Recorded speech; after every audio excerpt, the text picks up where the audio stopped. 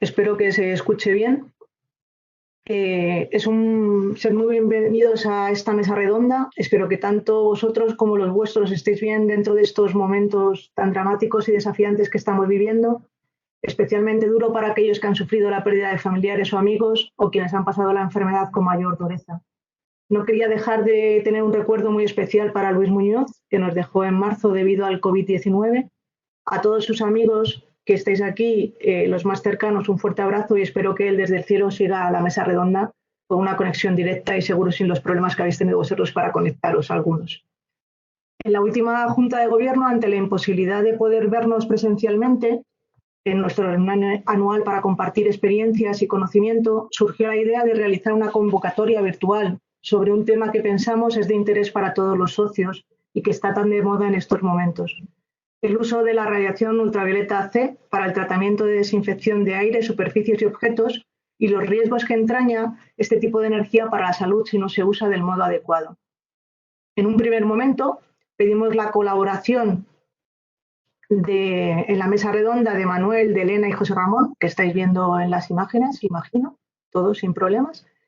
Y a raíz de la convocatoria llegó a la Secretaría un correo de Luis Prada, de la empresa Luminalia, indicando el interés por participar y poder compartir las investigaciones que están llevando a cabo junto con la Universidad Complutense de Madrid, con el título Caracterización y estandarización de la desinfección mediante radiación UVC, proyecto que presentaron en la convocatoria de subvenciones especiales del Centro para el Desarrollo Técnico Industrial destinadas a sufragar a fondo perdido proyectos que desarrollasen productos y soluciones destinadas a afrontar la pandemia y de los cuales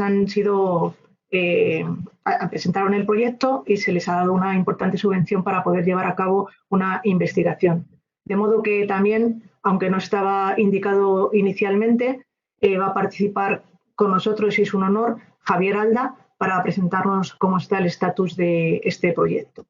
Sin más, y para no robar mucho tiempo, paso a presentar a los ponentes, que yo creo que casi todos conocéis a todos muy bien, pero bueno, en cualquier caso, siempre es bueno hacer las presentaciones. Primero de todo, Manuel Melgosa Latorre, que estudió Ciencias Físicas en la Universidad de Granada, donde obtuvo el doctorado en 1989 y desde el 2009 es catedrático de universidad del área de óptica en dicha universidad. Ha dirigido 8 tesis doctorales, ha sido investigador principal en más de 13 proyectos y contratos con empresas, ha publicado más de 115 artículos sobre la ciencia del color en revistas de la colección principal de Web of Science, ha sido presidente del Comité de Color de la Sociedad Española de Óptica, coordinador de estudio de óptica y optometría en la Universidad de Granada y director de la Oficina de Proyectos Internacionales de la Universidad de Granada. También ha sido invitado como profesor e investigador en universidades de Francia, Reino Unido, Italia, USA y Costa Rica. Y ha trabajado como miembro de 14 comités técnicos de las divisiones 1 y 8 de la CIE, presidiendo uno de ellos. Y además, desde mayo del 2019, sabéis, yo creo que todos, que es vicepresidente de Asuntos Internacionales del Comité Español de Iluminación. Elena San Juan, también muy conocida por todos nosotros, es licenciada en Ciencias Físicas en la Universidad de Valencia, ha trabajado durante 16 años en el ámbito de la radiometría y fotometría, durante 11 años trabajó en AIDO, Instituto Tecnológico de Óptica, Color e Imagen. En 2015 comenzó su andadura en la empresa Candeltech, de la que es socia y responsable de los laboratorios Candeltech. Se dedica a la prestación de servicios de ensayo y calibración y desarrollo de proyectos en el ámbito de la óptica, especialmente en temas relacionados con la iluminación y las radiaciones ultravioletas e infrarrojas en el desarrollo de productos o aplicaciones. Javier Alda, es un placer también poder contar con él, aunque quizás entre los miembros del comité es menos conocido porque no ha participado en muchos simposios como el resto de los ponentes de la mesa, pero yo le conozco desde hace muchos años y es un honor poder tenerle también en la mesa.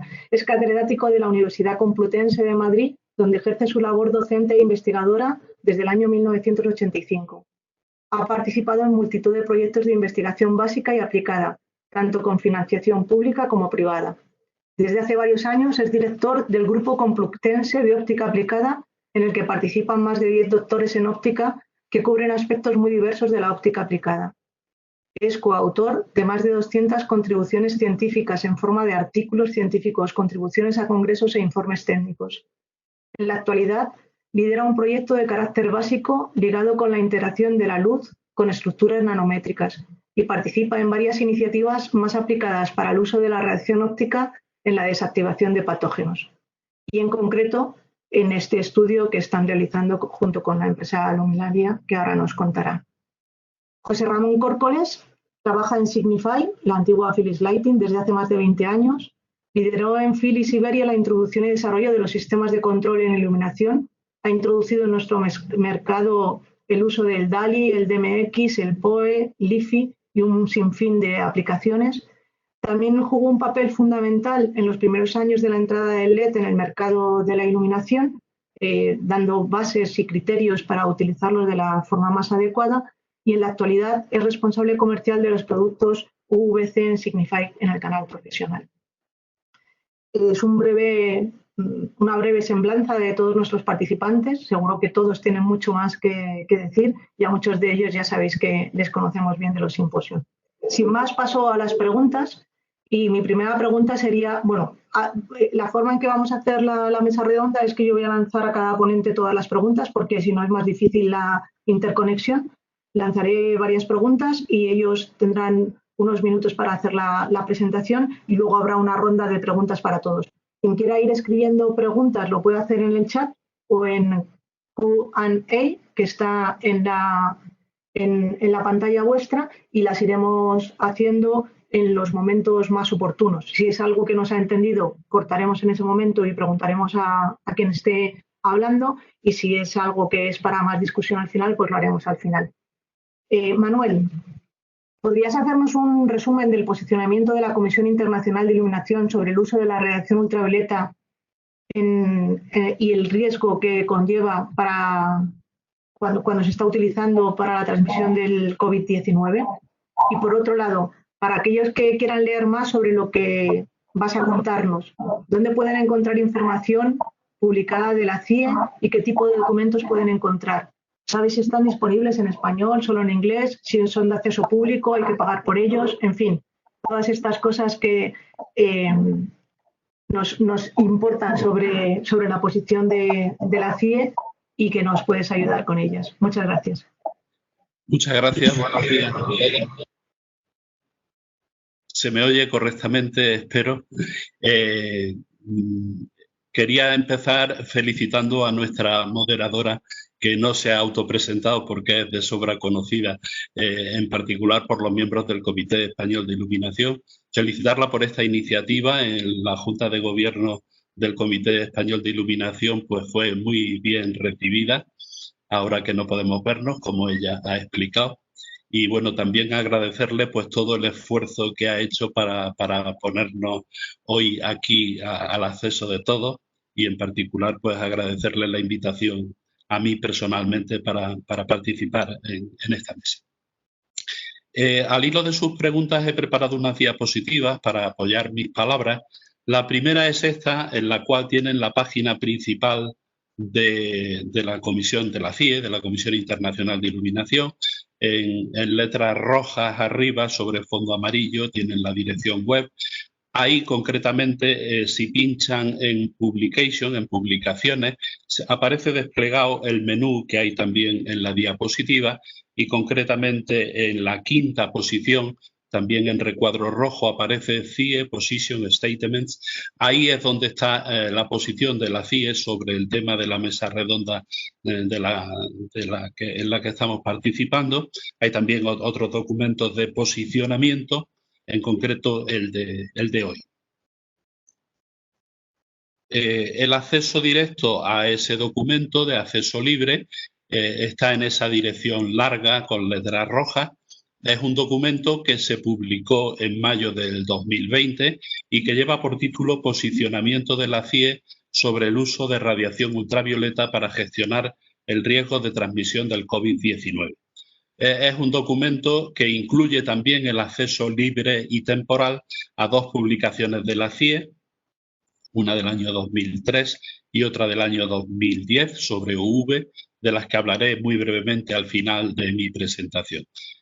Aunque en el documento de posicionamiento se dice que las publicaciones estarán de acceso libre y temporal solo hasta el mes de junio, esta mañana he tenido la curiosidad de comprobar y todavía están de acceso libre a fecha de hoy. O sea que si alguien está interesado en cualquiera de estas dos publicaciones CIE en inglés, las puede descargar libremente.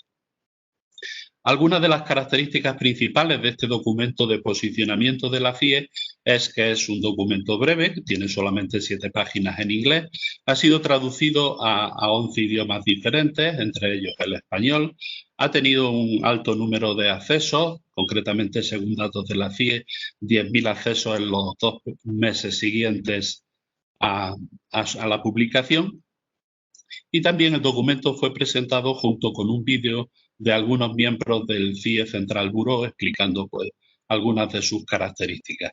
El documento tiene varias secciones, una introducción que es el GUV, germicida ultravioleta, el uso de GUV para la desinfección, los riesgos asociados al uso de la radiación UVC, la medición de UVC, comentarios sobre productos de consumo, un resumen de las recomendaciones y un total de 35 referencias.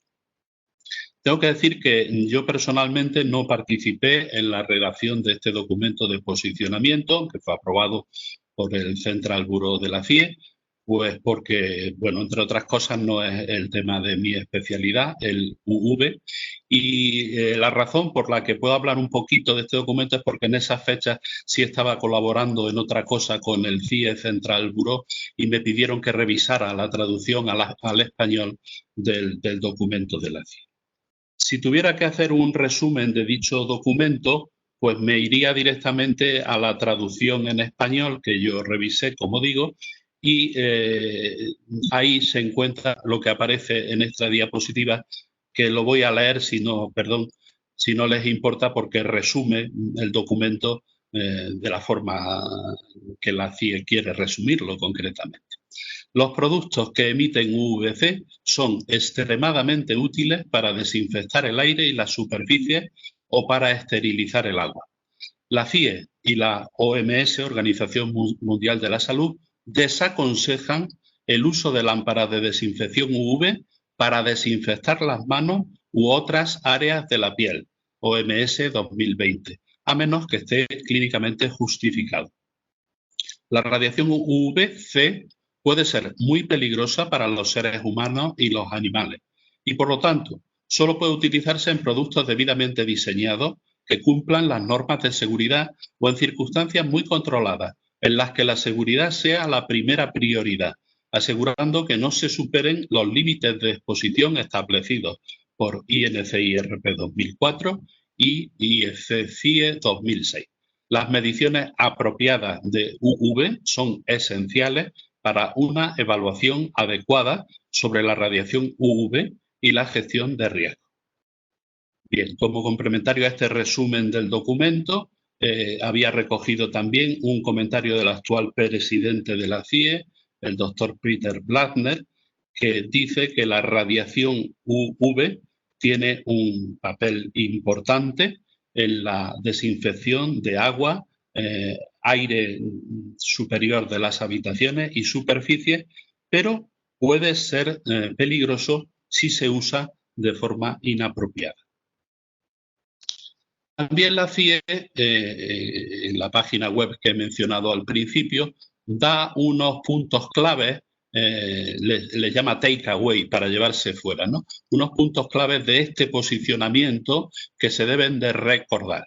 Esos puntos los he traducido porque están en inglés al español y los voy a leer también con su permiso porque me parecen interesantes. Primero, la radiación UV es un poco repetir, pero son como cosas para que queden claras de lo principal de ese posicionamiento. La radiación UV es extremadamente útil en la desinfección del aire y de superficies o en la esterilización del agua. Sin embargo, la CIE y la OMS están en contra del uso de lámparas de desinfección UV para desinfección de manos o cualquier zona de la piel. La radiación UVC puede ser muy peligrosa para los humanos y los animales y solo debería usarse en circunstancias cuidadosamente controladas, con productos bien diseñados, asegurándose de que no se superan los límites de exposición especificados en IRP 2004 y IFCIE 2006. Sin embargo, el riesgo de cáncer de piel como consecuencia del uso de aparatos que emiten solo UVC se considera despreciable. Tercero, la radiación UVC puede producir fotodegradación de algunos materiales y esto debería tenerse en cuenta cuando haya materiales sensibles como plásticos en la zona de exposición. Cuarto, se necesita urgentemente más investigación sobre aspectos de seguridad de nuevas fuentes UVC, especialmente respecto a los umbrales de seguridad para evitar fotokeratitis, que son pues, quemaduras solares, podríamos traducir, de la córnea. Quinto, para una correcta estimación de la radiación UV y la gestión de sus riesgos son esenciales medidas apropiadas de dicha radiación. Y por último, los productos UVC dirigidos a consumidores en general pueden no ser de uso seguro o pueden no ser efectivos para producir desinfección.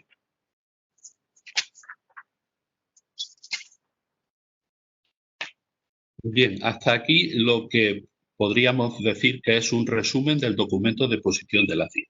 Si quieren un comentario personal mío, aunque ya digo que no soy experto ni participé en dicho documento, pues me parece que es un documento prudente y acorde con lo que es la CIE. La CIE es un organismo altamente respetado con más de un siglo de historia. Está formado por grupos de expertos llamados, como saben, comités técnicos, que trabajan por periodos de al menos 4 años, normalmente son 8 años, y por tanto, digamos, son muy rigurosos en cuanto a sus afirmaciones y a sus conclusiones.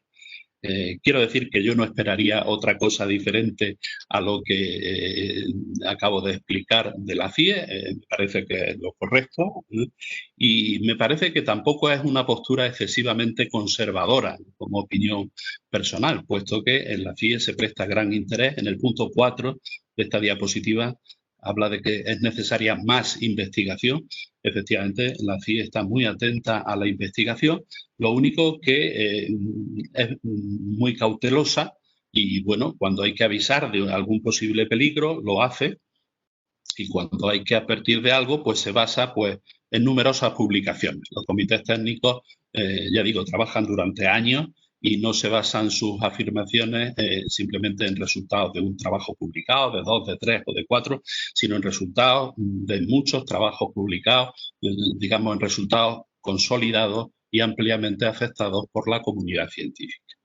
Bueno, para terminar, hay dos documentos de la CIE que están de acceso gratuito, están en inglés solamente y que tienen que ver con la radiación ultravioleta. Uno es este, del año 2003, que habla de la desinfección del aire mediante ultravioleta. No voy a leer el resumen del documento, la traducción es mía, simplemente dice pues, que efectivamente el ultravioleta es un medio, como ya he leído antes, muy útil para determinadas tareas de desinfección. El documento se lo pueden descargar aún hoy en la página web de la CIE. Y sí voy a prestar un poquito más de atención al otro documento CIE.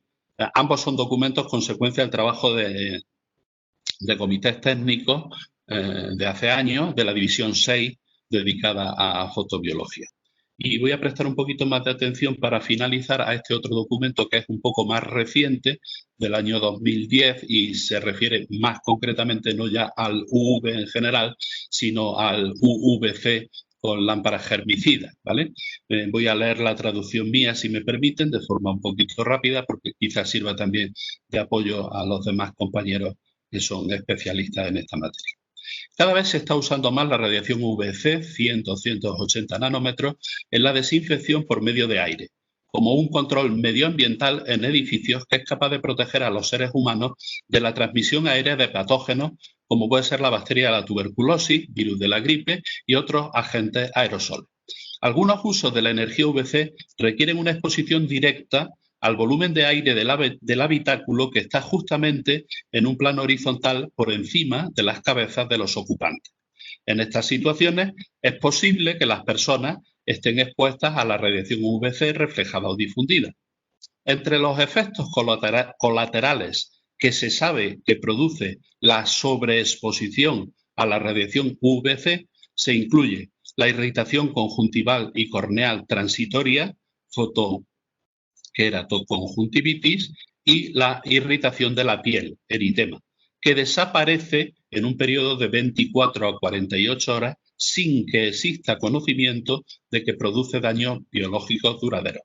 Según American Conference on Governmental Industrial Hygiene, International Commission on Non-Ionizing Radiation Protection, el umbral límite para 8 horas de exposición continua a radiación UVC de 254 es de 6 milijulios centímetros cuadrados o 60 julios metro cuadrado, y la instalación de sistemas UVC bien fabricados cumple con este criterio. Sin embargo, ha habido incidentes de instalaciones defectuosas que han producido sobreexposiciones UVC accidentales. Las afirmaciones genéricas de que toda radiación UV es cancerígena han suscitado preocupaciones sobre la seguridad de los sistemas UVC en el aire libre. Aunque según los principios básicos de la biofísica, la radiación UVC sería cancerígena por la misma razón que es un agente herbicida efectivo, la atenuación producida por el estroma corneal y los tejidos epiteliales reduce considerablemente ese riesgo en comparación con el de la radiación UVB. La irradiación germicida ultravioleta se puede usar de forma segura y efectiva para la desinfección de las capas superiores de aire sin que exista un riesgo significativo de efectos posteriores a largo plazo, como puede ser el cáncer de piel. Documento del 2010 de un comité técnico de la CIE que resume estas palabras. Pues nada más, en principio por mi parte eso es todo, Omar. Muchas gracias, Manuel, por esta introducción. Hay mucho que digerir en ella porque hay muchísimas cosas de las que seguir investigando y aprendiendo. Como no tengo mucho tiempo, paso la pregunta a Elena y luego al final hacemos el debate que consideréis oportunos todos. Gracias. Muchísimas gracias por tu presentación y por darnos este overview que a mí me parece que nos ayuda a todos para saber dónde buscar la información y también cuáles son las posiciones oficiales, porque a veces se oyen muchas cosas que no terminan de ser del todo correctas. Elena, tienes una alta experiencia en medidas de luz en todo el rango espectral. La mayor parte de los socios que nos están escuchando son más expertos o están acostumbrados a hablar de unidades en el visible, como son los lúmenes, las candelas y los lux. Ahora veíamos que nos estaba indicando Manuel que el ultravioleta se encuentra en otro rango. ¿Podrías introducirnos en qué es el ultravioleta y en concreto el ultravioleta C? ¿Qué diferencia hay entre esa radiación y el visible cuando la queremos medir en los criterios no solamente de medida de irradiancia, sino de dosis? ¿Qué aparatos deberíamos usar y cómo tiene que ser su calibración? Cuando estás haciendo esas medidas, ¿qué medidas de protección tú misma en el laboratorio tienes que tomar? Y si es in situ en la casa del cliente. Todas estas medidas a la hora de medir y de utilizar el ultravioleta. Y por otro lado, en tu experiencia, se habla también de que se empiezan a introducir LED para desinfección en el ultravioleta. ¿Estaríamos en el mismo rango en el que se ha trabajado con las lámparas fluorescentes o de vapor de mercurio? ¿Estamos en otros rangos? En fin, ilústranos sobre todo esto, por favor. Manuel, tienes que pasarle la bolita a Elena. No, perdón, a mí, para que pueda cambiar la presentación.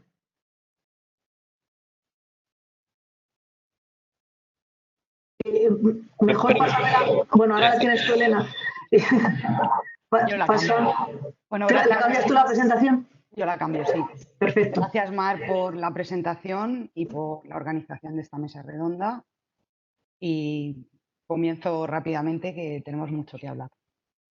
Bueno, Manuel ha hecho una introducción estupenda de la radiación ultravioleta.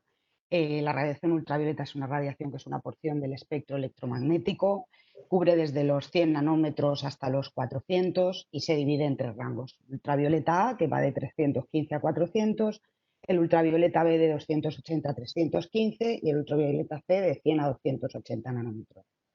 El ultravioleta A y el ultravioleta B es el que recibimos de la luz solar, el ultravioleta C no, porque queda filtrado.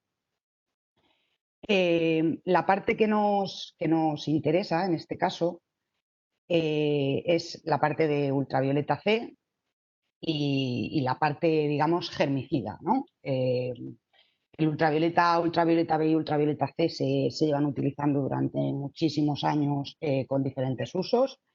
Mm, los que más se conocen son las cámaras de bronceado, los sistemas de curado para tintas y esmaltes con ultravioleta A.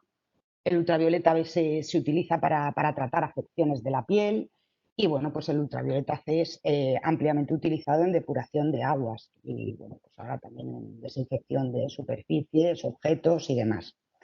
¿Por qué nos quedamos en esta banda de 180 a 280? Especialmente de 200 a 280. Bueno, pues tenemos la curva de respuesta espectral germicida, que es esta que tenemos aquí en pantalla, donde la máxima eficacia germicida se encuentra en 265 nanómetros. Tenemos en 254 un 0,85 de eficacia germicida y en 275 nanómetros un 0,75.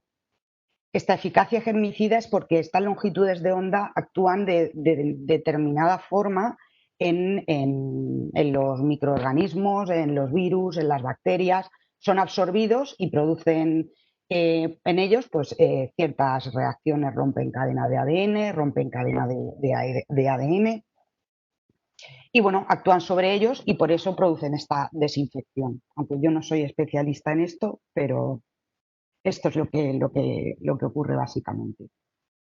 Quería hablaros también de la seguridad, pero no tanto desde el punto de vista de qué medidas de seguridad tenemos que llevar, sino de cómo establecemos la seguridad en los productos o qué tenemos que buscar desde el punto de vista de seguridad en los productos.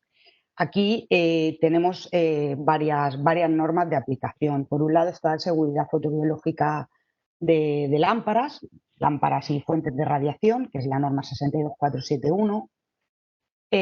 Si nos quedamos en lo que es la zona de ultravioleta C, que va de 180 a 280 nanómetros, se realizan unas medidas de irradiancia, de la distribución espectral, y se pesa por una función de riesgo, una curva de peso, y con esto se determina una irradiancia efectiva.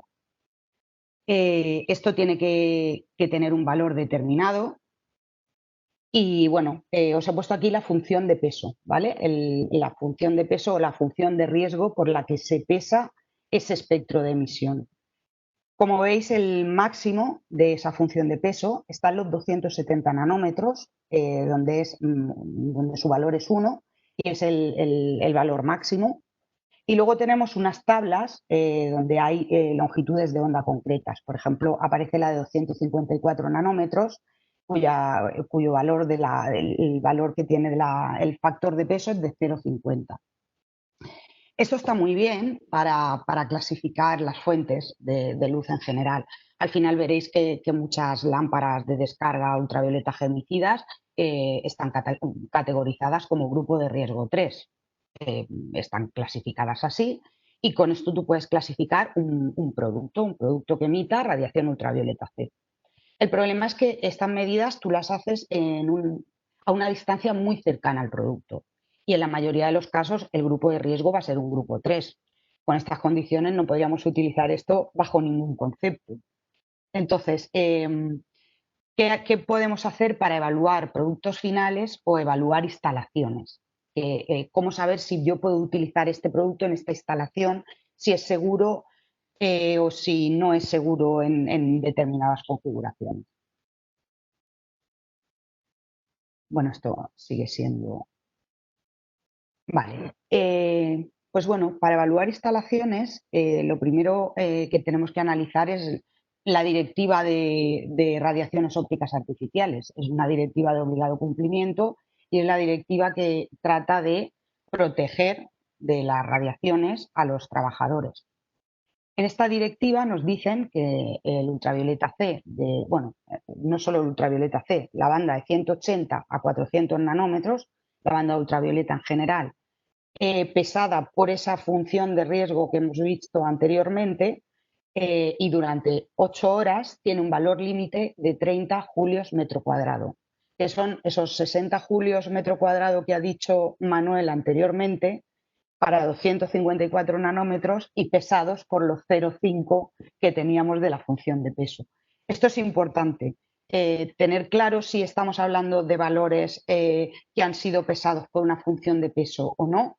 Es muy importante porque de eso depende que la instalación cumpla o no cumpla, o estemos sobreestimando o dejando por bajo el riesgo real.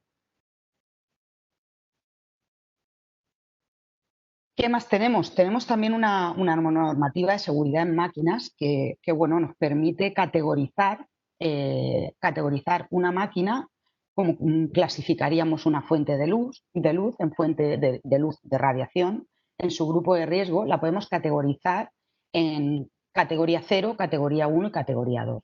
Aquí lo que se trata es de hacer un análisis del funcionamiento real de esa máquina, por dónde puede escapar radiación, si hay trabajadores cerca, si hay gente que pueda pasar por ahí en un momento dado, sus diferentes modos de funcionamiento, funcionamiento normal, en su mantenimiento, y se analiza esas radiaciones que pueden escaparse o estar emitiendo esta máquina con unos límites, si cumplen unos límites o no cumplen unos límites. Si veis el límite de la categoría 1, cuando determinamos la dosis pues, multiplicada por 8 horas, nos sale un valor de 28,8 julios metro cuadrado, que es equivalente a los 30 de la directiva y a los 60 que hablaba Manuel, sin tener en cuenta ese factor de peso. Claro, en este caso nos dicen si la máquina es categoría 1, no es necesario restricciones a su uso, siempre y cuando no haya más máquinas que puedan sumar radiación en el mismo punto. Y por último también tenemos la norma UNE ISO 15858 que habla sobre todo de estos equipos de los upper room que hablaba también la CIE, de los equipos de circulación de aire, de desinfección de las zonas altas de la habitación. Al final tenemos lo mismo. En este caso nos dan unos valores de irradiancia eficaz. Nos dicen para 8 horas la irradiancia eficaz es 0,2. Ojo con este dato. ¿Cómo evaluaríamos este dato en una instalación? Esos 0,2 microvatios centímetro cuadrado es irradiancia eficaz, no es irradiancia eficaz efectiva. Para que sea efectiva tenemos que pesarla por el factor de riesgo que muy claro nos están diciendo en la tabla que es para una radiación de 254 nanómetros. Lo pesaríamos por el factor de riesgo 0,5 y cuando lo multiplicamos por las 8 horas nos quedamos en 28,8 julios por metro cuadrado. Al final, cualquier norma de seguridad nos va a llevar al mismo límite, solo que cada una nos da unas configuraciones de medida o unas cosas que hay que tener en cuenta, pero los límites son los que son. Y bueno, las normas de seguridad siempre son conservadoras. Entonces, estos son los límites que tenemos y son bajitos. O sea que no van muy holgados.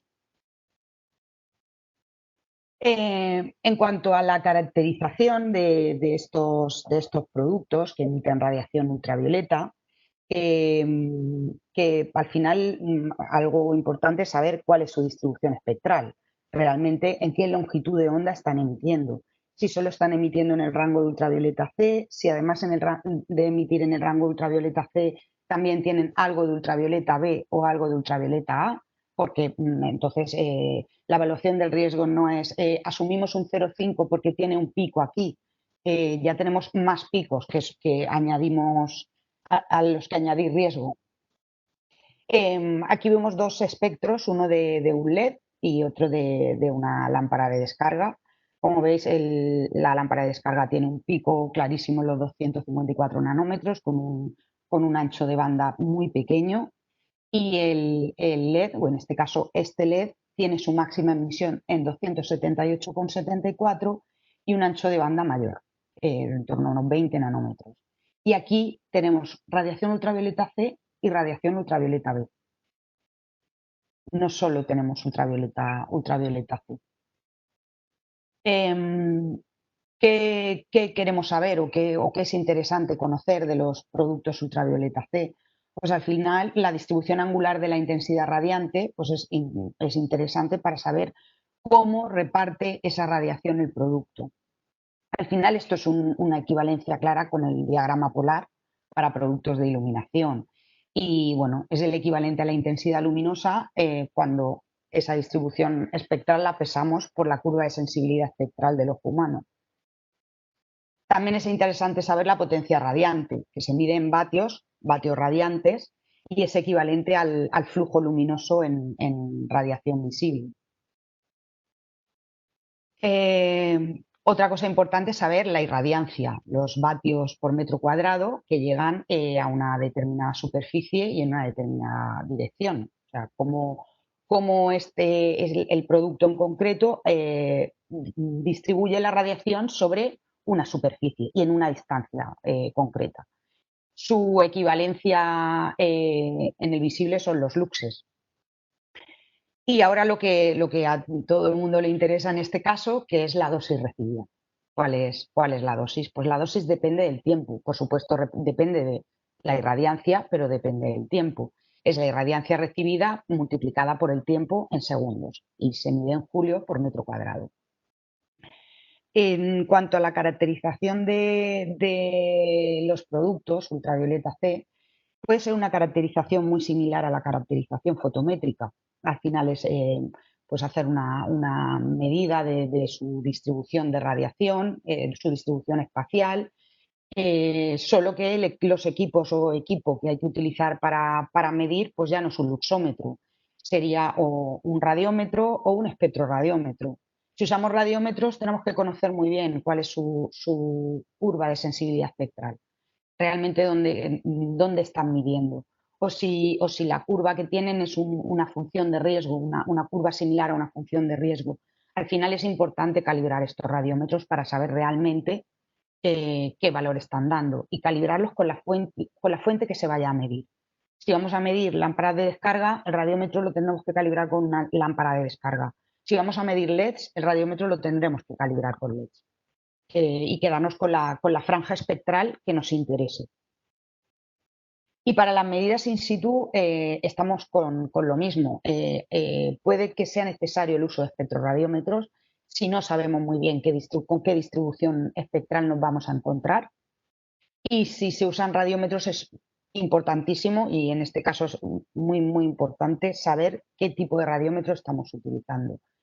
Una medida in situ que vaya a dar por válida una instalación se tiene que hacer con un equipo preparado para ello. Al final habéis visto que varían los 60 julios metro cuadrado, 30 julios metro cuadrado. No es que haya un cambio en los límites, es el mismo.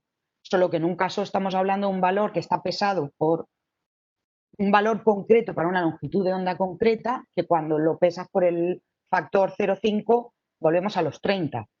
Entonces, es necesario que las medidas se hagan con equipos que sirvan para realizar estas medidas.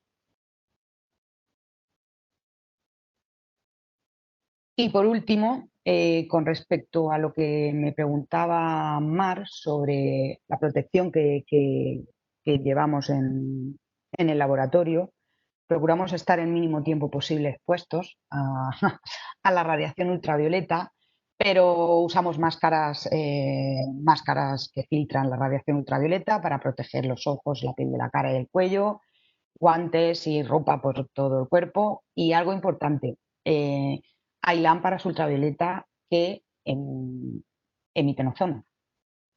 El ozono también tiene sus riesgos y es importante usar una mascarilla de protección con filtro para el ozono.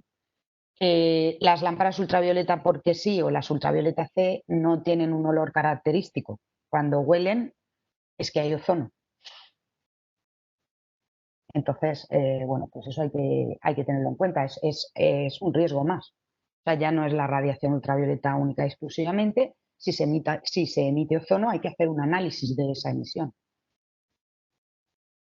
Y por último, la diferencia entre LED y lámpara. Pues actualmente los LEDs tienen potencias radiantes muy bajas. Las longitudes de onda en las que emiten pues están en torno a 270, 280 nanómetros la longitud de onda de pico. Pueden ser útiles para determinadas aplicaciones, no vamos a descartarlos, pero creo que no están en disposición de sustituir a una lámpara, al menos de momento.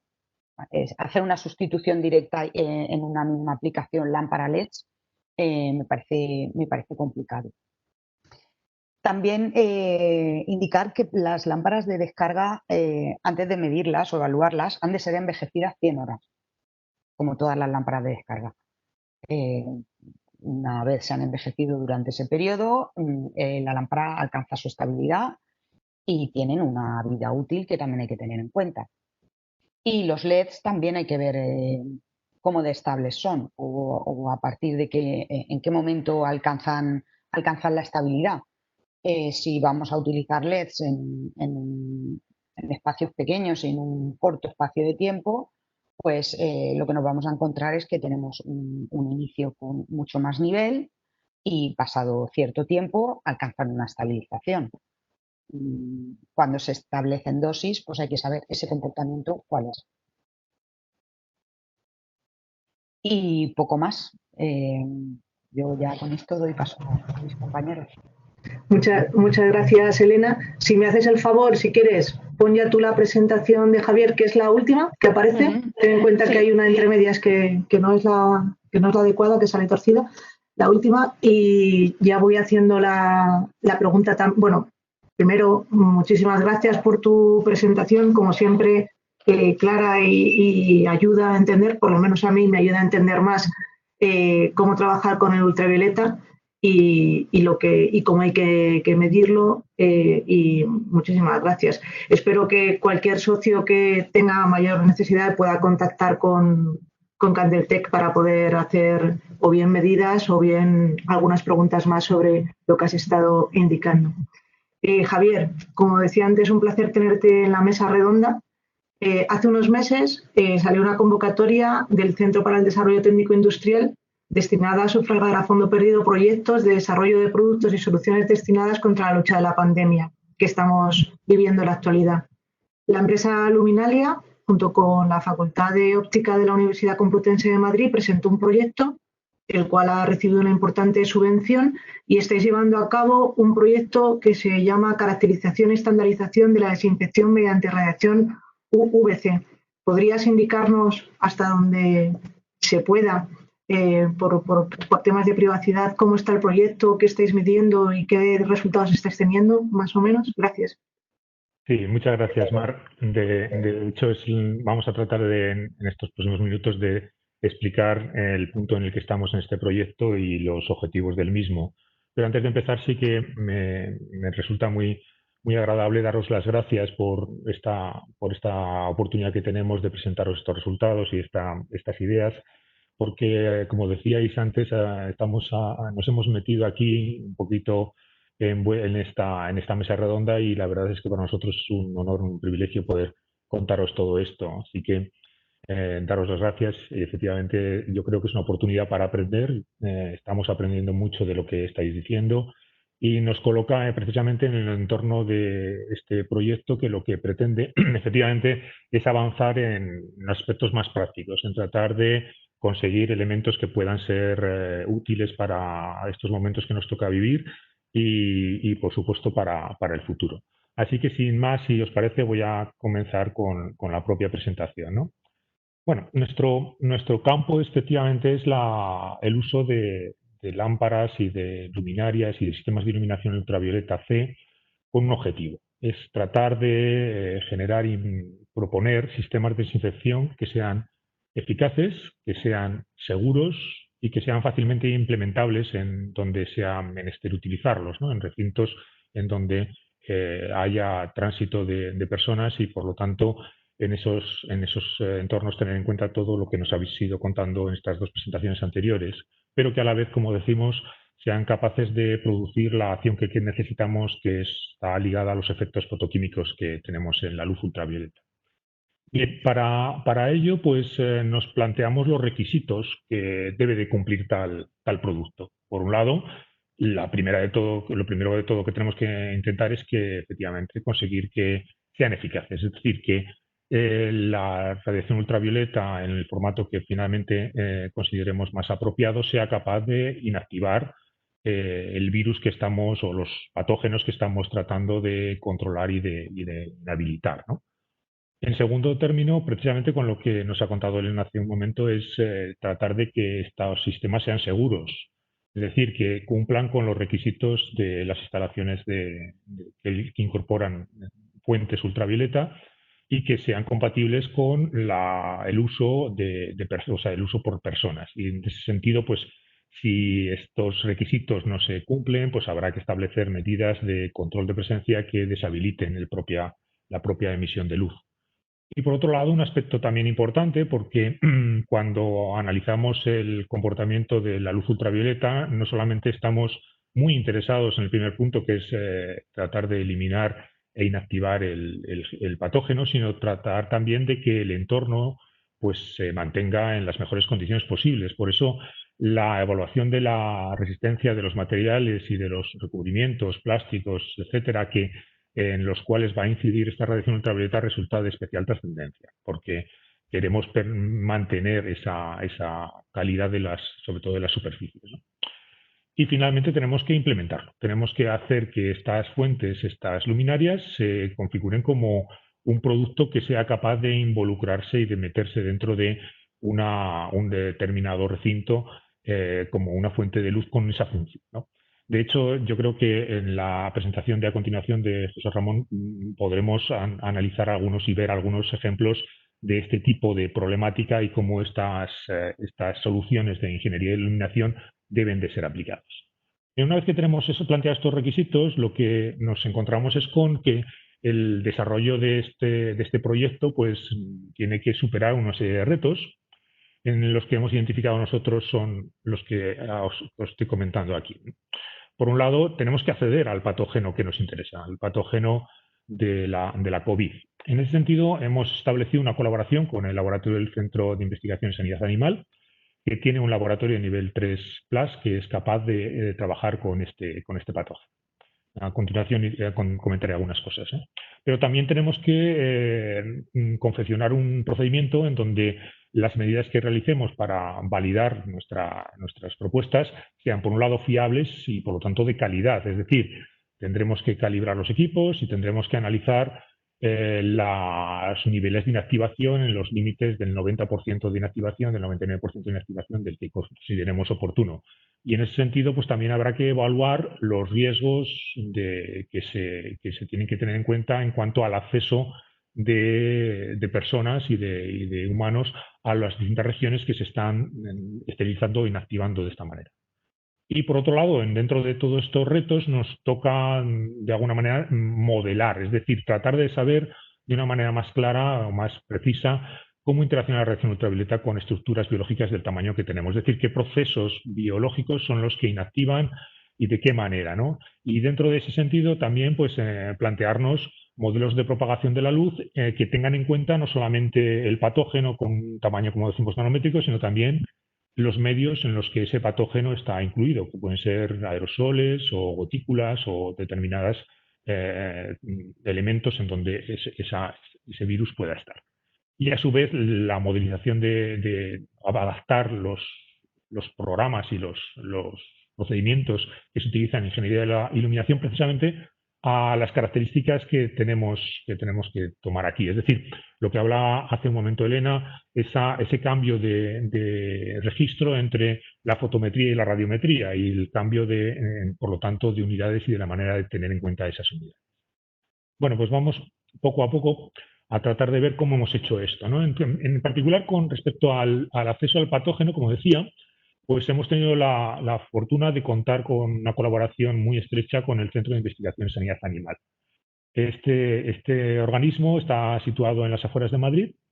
Tiene, como decía, laboratorios de nivel 3 que tiene capacidad para el manejo del SARS-CoV-2. Y a su vez, pues como anécdota, pero no solamente como anécdota, sino como realidad y como garante de la calidad de esta instalación, pues sencillamente deciros que muy recientemente ha recibido la Cruz del Mérito de la Policía Municipal de Madrid, precisamente por la colaboración que ha tenido este centro, que no solamente nos protege en la calidad y en la seguridad de los alimentos que consumimos, sino también en el caso de su apoyo en toda esta crisis. Entonces, en ese sentido, estamos muy satisfechos y muy contentos de poder contar con esa colaboración. Por otro lado, en otro aspecto, tenemos que calibrar los equipos que vamos a utilizar. Estos equipos consisten, entre otras cosas, en cámaras de inactivación, es decir, cámaras en las cuales hay que colocar los patógenos correspondientes, eliminarlos de forma controlada, en un ambiente controlado, para conocer los niveles de inactivación que necesitamos para este patógeno, ¿no? Y eso incluye el conocimiento y caracterización de las fuentes de luz, de las luminarias y de cómo controlamos la uniformidad de esa irradiancia que llega hasta los cultivos. Y en ese sentido, pues una vez que tenemos esto, ya somos capaces de cuantificar esos niveles de inactivación y a continuación, pues tratar de evaluar los riesgos asociados a cada uno de ellos. Y por último, en cuanto a la modelización, pues efectivamente, se trata de buscar algo que en todos estos ámbitos es extraordinariamente importante, que es lo que denominamos como el espectro de acción, en este caso del patógeno. Es decir, tratar de conocer qué longitudes de onda son las que producen más efecto a la hora de desactivarlo. Es cierto que la mayoría de los microorganismos con los cuales se ha trabajado a lo largo del tiempo, pues suelen presentar patrones o formas comunes, pero efectivamente durante los próximos meses vamos a estar viendo publicaciones científicas en donde el espectro de acción precisamente de este patógeno, del SARS-CoV-2, pues va a ser protagonista porque es extraordinariamente importante saber a qué longitudes de onda debemos de producir el daño correspondiente, ¿no? A su vez, esta modelización requiere saber cómo interacciona la radiación electromagnética cuando sobre ciertas superficies se depositan pues, distintos tipos de elementos que contienen el virus, ¿no? Y a su vez también cómo el conocimiento que podemos extraer de esa interacción en gotas o gotículas que se colocan sobre superficies, nos pueden servir para conocer en más detalle qué es lo que ocurre en las gotículas que pueda haber en aerosoles que puedan contener el virus y como sabemos que últimamente parece estar medianamente claro que una de las vías de transmisión es precisamente a través de estos aerosoles. En ese sentido, buscamos esa modelización de esa propagación de la luz en este tipo de estructuras a través de procesos físicos más fundamentales, como son la absorción o el scattering, la dispersión que se pueda producir. Y luego tenemos que modelar también la adaptación de las fuentes en el ámbito de la ingeniería de la iluminación, ¿no? Habrá que saber qué tipo de luminarias, qué tipo de superficies, qué tipo de fuentes son los más adaptados para cada una de los entornos en los cuales deseamos trabajar, porque eso va a tener una fuerte trascendencia, como deseamos provocar esos niveles de fluencia de julios partido por metro cuadrado, que es al fin y al cabo lo que nos encontramos, ¿no?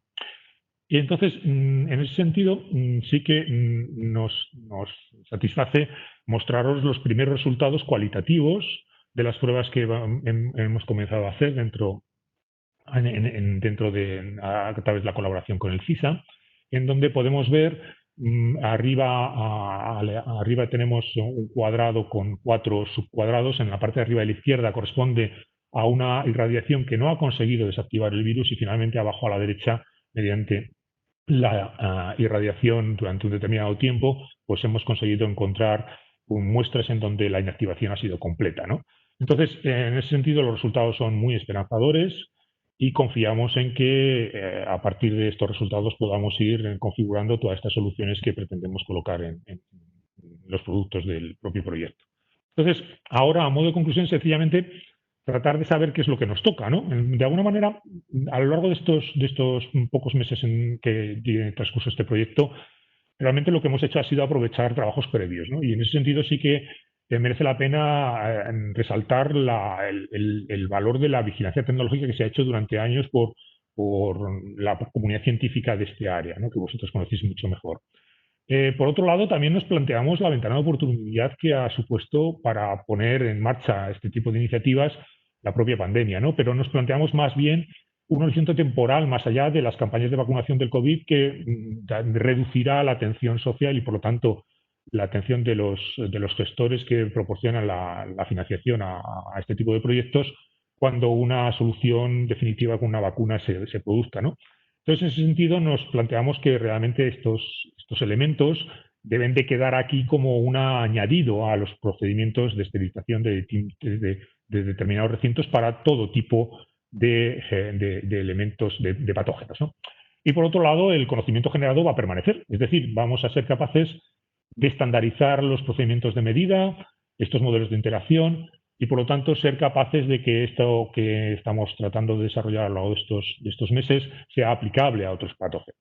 De alguna manera, quería sencillamente terminar diciendo que lo que estamos viendo es que la ciencia y la tecnología en este ámbito nos está proporcionando soluciones que son realmente útiles y que son viables a una situación tan compleja como la que tenemos en esta pandemia, ¿no? Y sencillamente daros las gracias por la oportunidad nuevamente y poco más. Muchas gracias. Muchas gracias a ti, Javier, por la presentación. Muy útil, yo creo que también, y además ese último punto que indicas de cómo la ciencia tiene que seguir dándonos posibilidades más allá de lo que significa o de lo que uno puede esperar en una ventana de tiempo muy cerrada, que es como el miedo que tenemos al COVID, ¿no? Sino si realmente puede servir para el futuro. Muchísimas gracias por la presentación. Por favor, o me pasas la bolita del mundo a mí o a José para cambiar la presentación. Espera, ¿te la paso a ti? Que sí. Creo que sé. Vale. Simplemente la pinchas con el ratón y la arrastras hasta mi nombre. Ahí, gracias. Nada, gracias. Y ahora le voy a poner la presentación a José. Y también digo que sé que está habiendo preguntas que estáis realizando en el chat, las vamos a afrontar ahora al final, pero ya para terminar de hacer toda la presentación, que a lo mejor incluso una de ellas está. Yo creo que José Ramón va a indicar algo, sobre todo en el tema de ascensores, pero si no queda claro, luego lo recogemos también. José Ramón, Signify, la antigua Philips Lighting, lleva trabajando con lámparas germicidas desde hace más de 30 años para desinfección de superficies, de aire y líquidos. Signify ha realizado, junto con la Universidad de Boston en este caso, un estudio también relativo al COVID-19. ¿En qué estatus está esta investigación? ¿Podrías compartir algunos datos de los resultados? Y por otro lado, teniendo en cuenta todo lo que hemos escuchado de los riesgos que se han indicado sobre el uso del ultravioleta C, pero también de sus posibles beneficios. ¿Podría ponernos ejemplos de cómo se está trabajando respecto a la seguridad de personas y qué tipo de aplicaciones UVC se están llevando a cabo en diversas instalaciones? Gracias. Fenomenal. Muy bien. Pues nada, muchas gracias, Mar, por invitarnos, ¿no? Y por darnos la oportunidad un poco de aterrizar todo lo que Manuel y Elena y Javier nos han estado contando en el mundo práctico y real, ¿no? de las instalaciones y cómo estamos empezando a trabajar en eso, ¿no? Yo creo que tenemos un reto, la gente o el mercado, los agentes que estamos trabajando, que llevamos mucho tiempo trabajando en el mundo de la iluminación, tenemos un reto y es saber aplicar pues toda esta tecnología de la manera eficiente, pero de manera segura también, ¿no? Como bien decías, pues la luz ultravioleta se lleva utilizando más de 30 años para purificar agua, y otras aplicaciones, pero en entornos más controlados, ¿no? Pero ahora tenemos el reto de cómo lo aplicamos a instalaciones normales, a aulas, a colegios, a ascensores, ¿no? Como decías tú, que efectivamente hay una pregunta, ahora trataré de dar mi opinión. Y ese es el reto que tenemos. Yo creo que queda claro, por lo que nos ha explicado Manuel y la posición de la CIE, con lo que nos ha contado Elena y en lo que se está trabajando Javier, por ejemplo, que el resumen yo diría que básicamente es que es efectivo, es un elemento más o una herramienta más o un arma más contra el virus, pero que hay que aplicarlo con mucha lógica y con mucha cabeza, ¿no? Efectivamente, relativamente a tu primera pregunta, nosotros también hemos estado trabajando en estos últimos meses junto con la Universidad de Boston para, bueno, pues realmente demostrar que algo que en teoría ya se podía intuir porque se lleva trabajando, como digo, muchos años con la luz ultravioleta y hay pues muchos estudios y publicaciones con otro tipo de virus y patógenos, pero que realmente es efectivo contra el COVID-19 también, ¿no? Y bueno, es un estudio más que ahora mismo se encuentra en preprint, es decir, está público ya. Ahí os pongo el enlace en la revista Research, donde se puede descargar, cualquiera lo puede descargar. Y bueno, básicamente, sin entrar mucho en detalle, ¿no? Sobre todo porque ya también nos estamos comiendo un poco el tiempo, bueno, pues podéis leer las pruebas de cómo se ha trabajado y cómo con qué distintas dosis se garantizan pues 90% de desinfección o 99,99 en función de la dosis, ¿vale? Es decir, que ya existen pruebas. También quería aprovechar y sacar al hilo, porque seguramente pues muchos de los que estamos aquí sois conscientes de una nota que el Ministerio de Sanidad sobre productos VC lanzó en junio del 2020, donde, por hacer un resumen muy rápido también, venía a decir lo mismo, ¿no? Es una tecnología que hasta ahora, o eso es lo que decía la nota, hasta junio del 2020 no había evidencias. Afortunadamente ya las empecé a ver y yo creo que, como bien decía Javier, vamos a empezar a recibir un aluvión de publicaciones científicas donde se demuestra que sí, pero que hay que tener cuidado, básicamente, ¿no? Ese es un poco el posicionamiento. Para pasar a ir rápido, bueno, yo creo que somos, por el bombardeo constante de los medios de comunicación, hasta los niños son expertos, ¿no? Prácticamente en saber cuáles son las formas más comunes de transmisión del virus, pero está claro que, bueno, básicamente, a modo de resumen, pues hay transmisión directa por aerosoles entre personas, a través de los flujos de aire. José, te has quedado en la diapositiva 2. No sé si quieres poner la 3. Perdón, sí, le he dado, pero no ha funcionado. A ver, un segundito. Ahora. Perfecto. Por superficies contaminadas y por objetos contaminados, básicamente, ¿no? Entonces, ¿cómo aterrizamos esto en el mundo real? Bueno, yo creo que podemos más o menos encontrar 3 bloques de gamas de productos diseñados un poco para este tipo de las distintas posibilidades de contagio, ¿no? O de transmisión del virus. Lo primero, lógicamente, son, como bien adelantaba también antes Javier, pues tubos y luminarias específicas para contener tubos ultravioleta, VC, que lo que realmente estamos empezando a aplicarlos es para desinfectar superficies, ¿de acuerdo? Con las dosis determinadas y recomendadas. Ese sería el primer gran grupo de productos. El segundo sería, pues como también hemos comentado antes, o ha comentado Manuel, para superficies, para purificación de aire superior en habitaciones, pues elementos o cajas a modo de luminarias, pero donde la radiación ultravioleta está contenida y que lo que hacen es filtrar el aire de la habitación, ¿no? Y el tercer gran grupo de productos pues serían para descontaminar objetos. Son pues cámaras de desinfección que en muchas industrias, etcétera, pues también ya tienen años de aplicación, ¿no? Básicamente estos serían los tres grupos de productos en los que estamos trabajando. El problema es cómo lo hacemos sin riesgo, ¿no? Yo no voy a entrar mucho en detalle porque Elena lo ha dicho precisamente, bueno, mucho mejor que yo. Esto además es una presentación, una diapositiva más simplista, basada en el documento que comentaba Manuel al principio, de la Comisión de Protección de la Radiación, donde, bueno, hay una serie de tablas y para las dosis que estamos calculando necesarias, bueno, pues los límites de exposición pueden ser muy pequeños, ¿de acuerdo? Es decir, yo creo que el mensaje, lo hemos captado todos de la peligrosidad y cómo hacerlo sin ningún tipo de riesgo.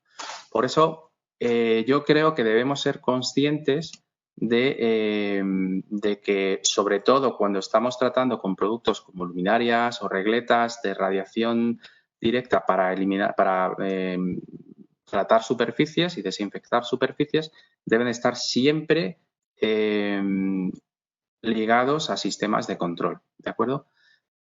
Pero yo diría que un paso más, debemos dar un paso más. No son sistemas de control tradicionales de iluminación a los que estamos acostumbrados, de sensores que apagan o encienden la luz, porque bueno, pueden dar lugar a malas experiencias. En general funcionan perfecto, pero estamos hablando de cosas mucho más serias. Nuestra propuesta, o lo que estamos trabajando, es que esos sistemas de control siempre sean de activación manual, es decir, que haya un operario formado y autorizado que active la desinfección de manera manual, es decir, que se cerciore de que lo que se vaya a desinfectar, la superficie que se vaya a desinfectar, esté absolutamente vacía de personas y que sea el que de esa manera active la desinfección. Y luego detrás sí que puede haber sistemas de control con salvaguardas añadidas, con detectores de movimiento que paren la desinfección si se detecta, o con aperturas de puerta, o con temporizadores, lógicamente, que paren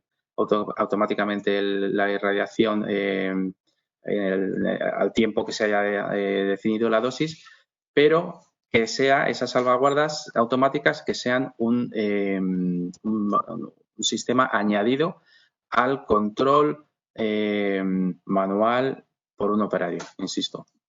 Al hilo de esto, bueno, pues bajo nuestro punto de vista, la pregunta que se hacía, ¿no?, de si aplicar, por ejemplo, esto en ascensores, pues bueno, yo diría que de la manera automática con un simple sensor, y menos en un ascensor, ¿no?, donde puede haber riesgo pues de mal funcionamiento y de radiación directa a una persona que se pueda quedar, e incluso, como bien decía también Elena, bueno, pues si las lámparas producen ozono, pues incluso de que pueda existir ozono dentro del ascensor, ¿no?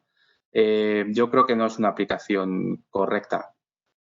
Yo creo que debemos de partir desde el punto de vista de que la luz ultravioleta es una herramienta más añadida a todas las que hay, es decir, añadida a la desinfección por productos químicos, por supuesto a la higiene personal, etcétera, etcétera. Entonces, no se tiene por qué aplicar todas las medidas o todas las herramientas en el mismo sitio, ¿no? Si, por ejemplo, pues pensamos en aplicar un ascensor bajo la premisa que decíamos al principio de un operario pues es capaz de parar el ascensor, o con el ascensor parado y comprobado que no hay nadie y cerrado, activa el sistema de desinfección, pues perfecto. Pero yo creo que no debemos ligar la seguridad simplemente a detectores de movimiento o otros equipos a los que estamos acostumbrados a tratar con el control de iluminación tradicionalmente, ¿no?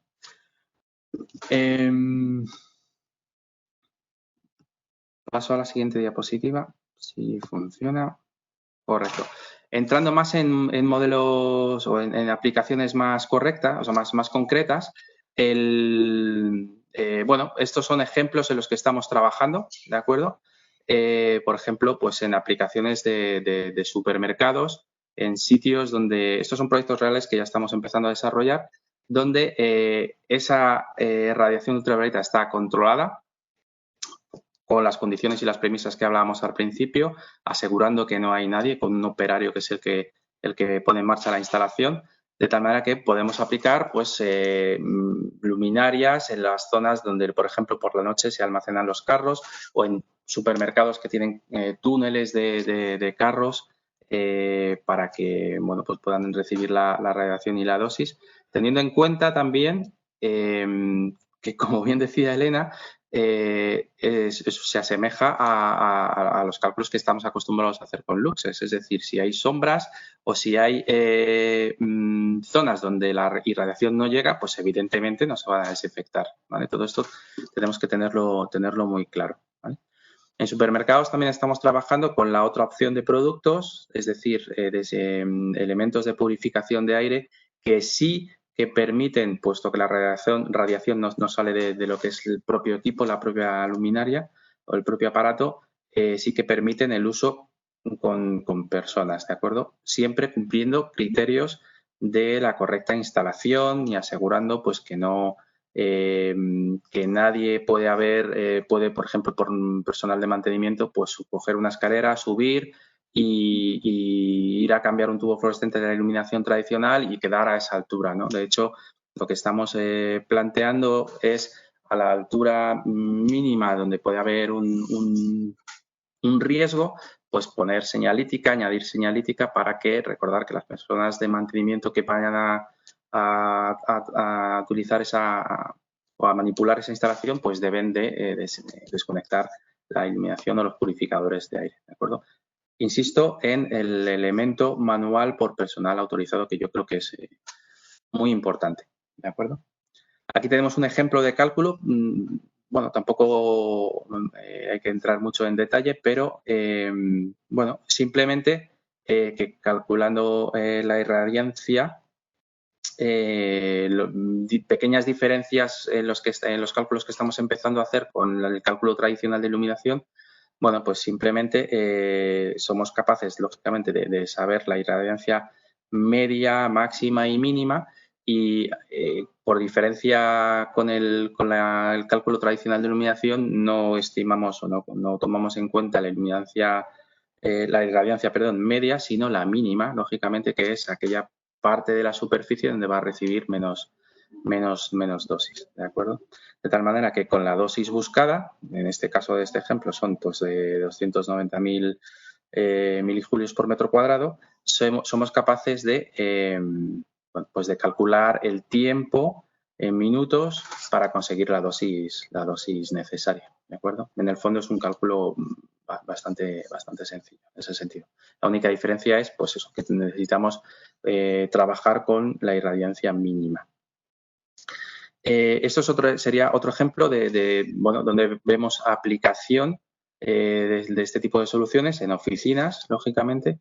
Y bueno, pues he puesto simplemente 3 ejemplos en los que estamos empezando a trabajar en zonas de paquetería, por ejemplo, donde, bueno, pequeños paquetes, sobres, etcétera, etcétera, que han podido estar manipulados por mucha gente y donde las cámaras de desinfección, que sí que son seguras, no hay ningún problema, pues pueden ayudar mucho, ¿de acuerdo?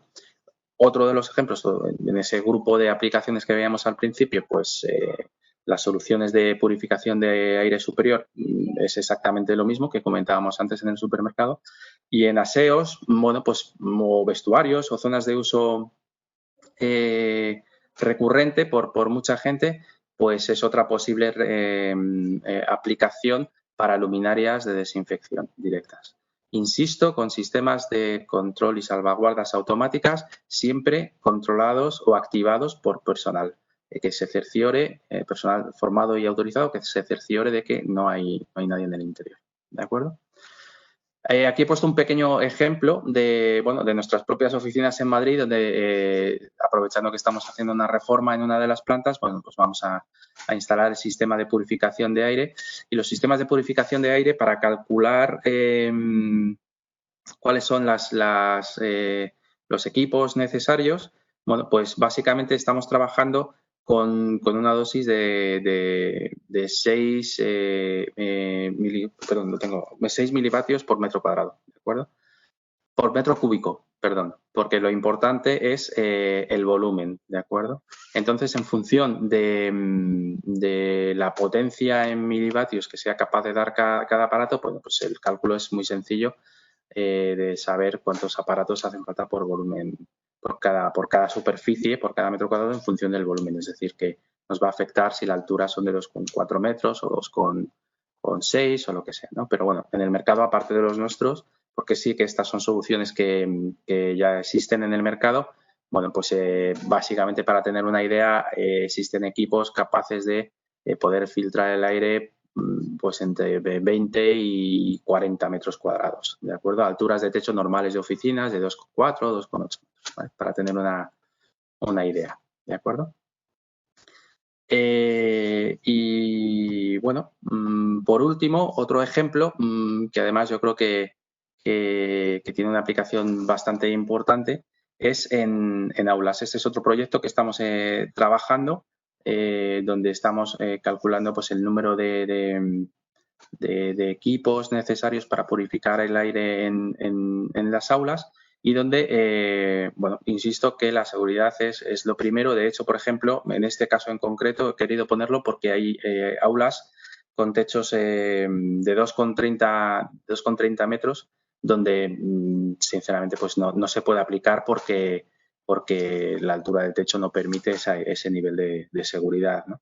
Y además, insisto que debemos hacer incluso bueno, pues estudios, auditorías previas, porque en este caso, en dos de las aulas, bueno, pues existe una tarima donde el profesor se sube en la pizarra y entonces la altura cambia completamente. Y debemos estudiar absolutamente cada caso de manera individual, ¿no? Así que yo creo que, bueno, por no extenderme nada más, yo creo que el resumen sería ese, ¿no?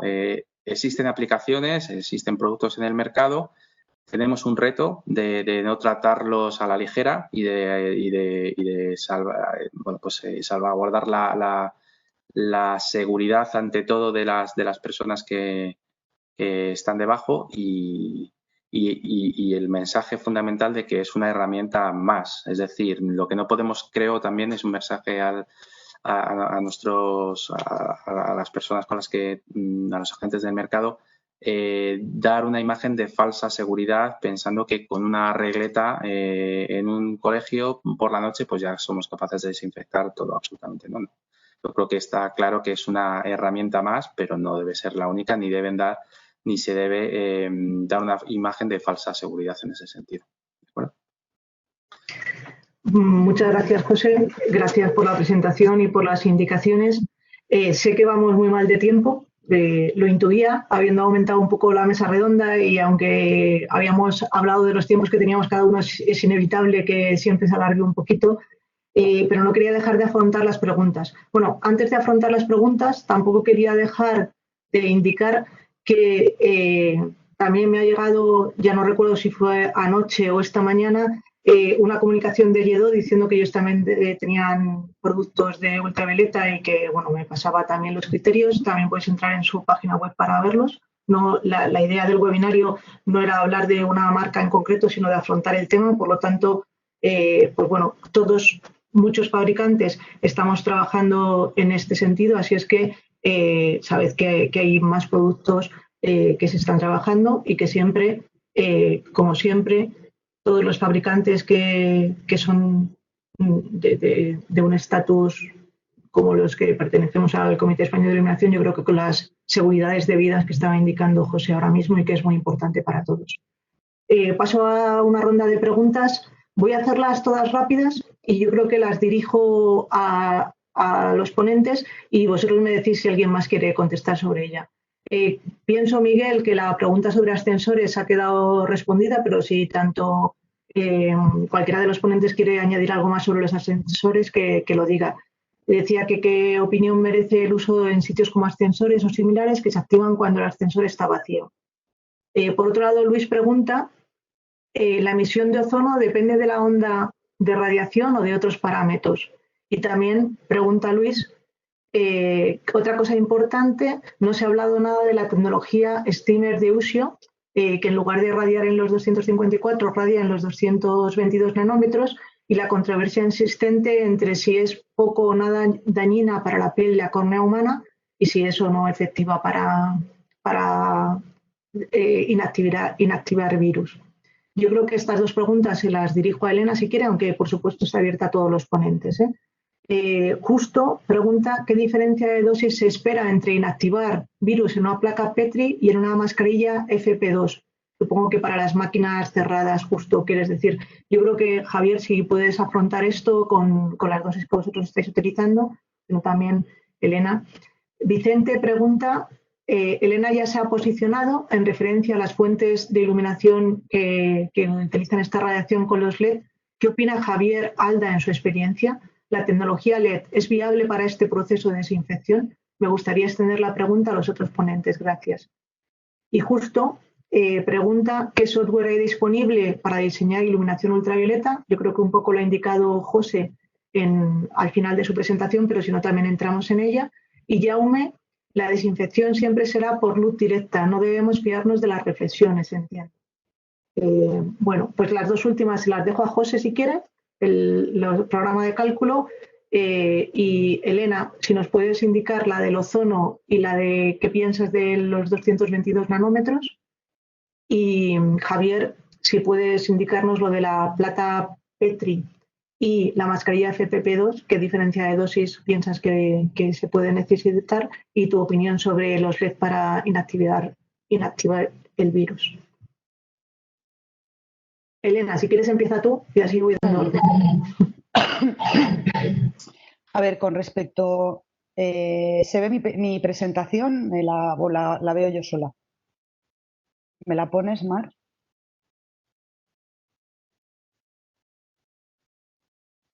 Ahora ya te la he puesto, ya la puedes manejar, perdona. Vale.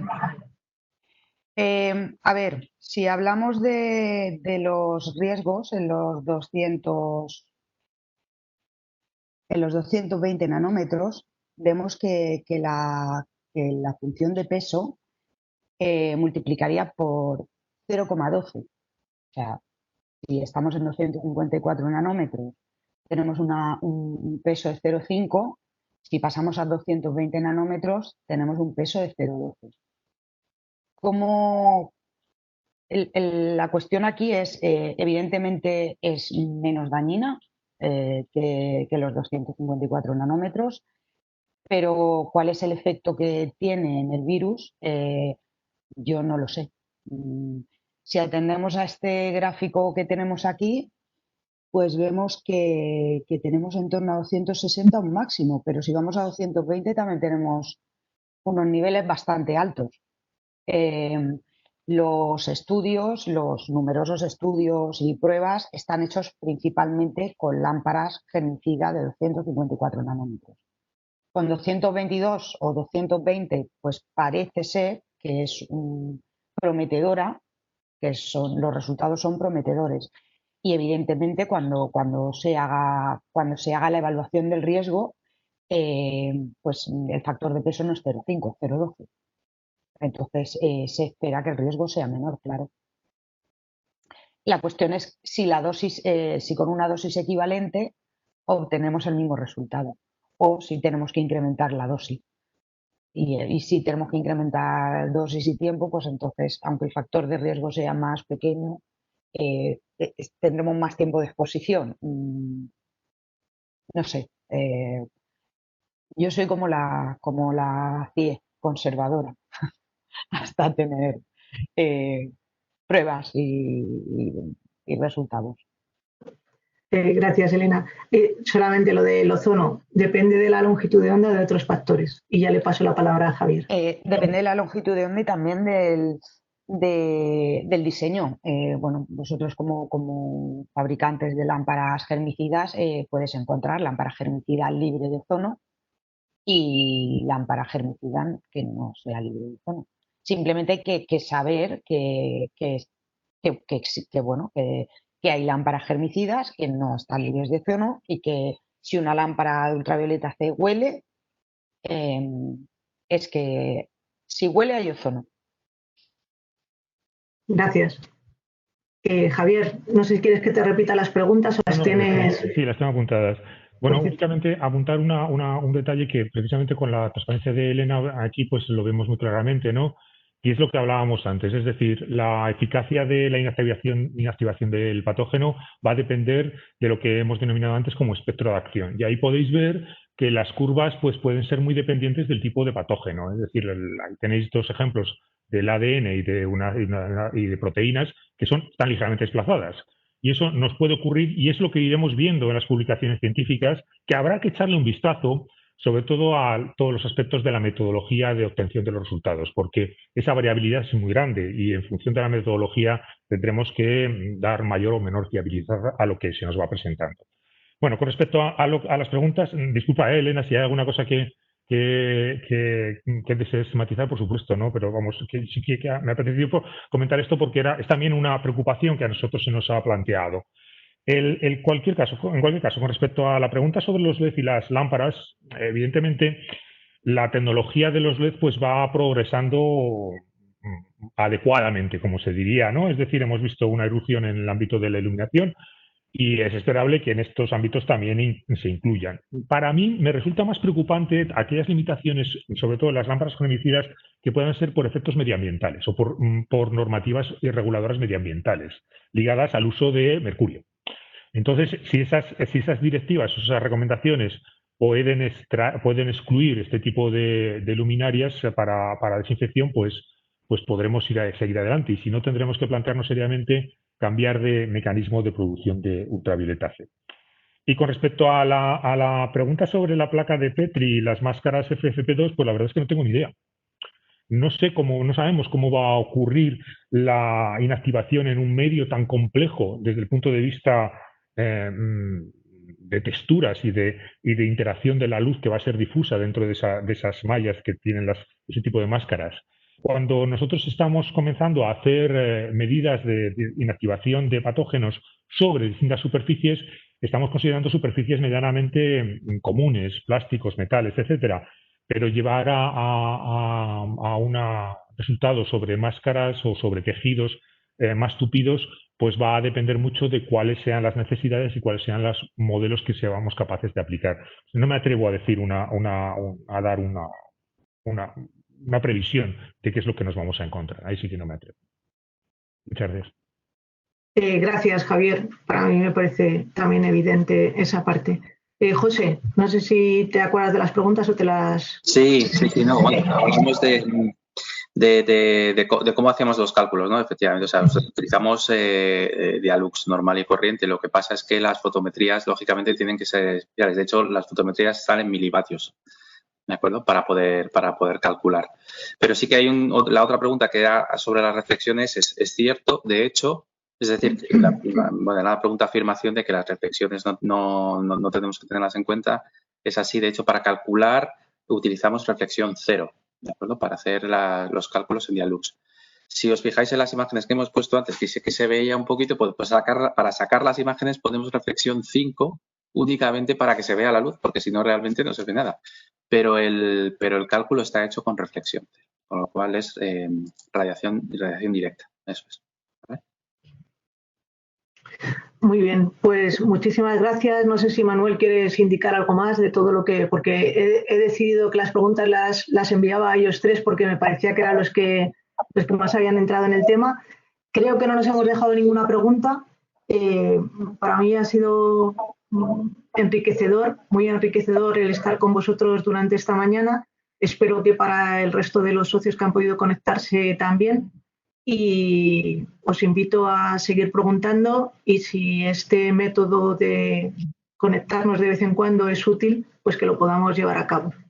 Muchísimas gracias y hasta la próxima. Muchas gracias. Gracias a ti.